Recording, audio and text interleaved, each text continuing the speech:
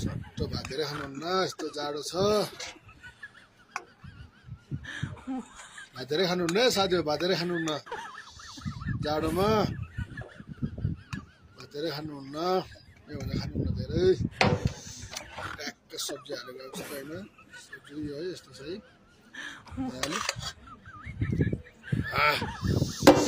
जाडोमा मजाले खाएको अवस्था। अब म चट्ट लाएर कसो फ्याफुल्ला यहाँ त सेबुसल भइरहनु भयो।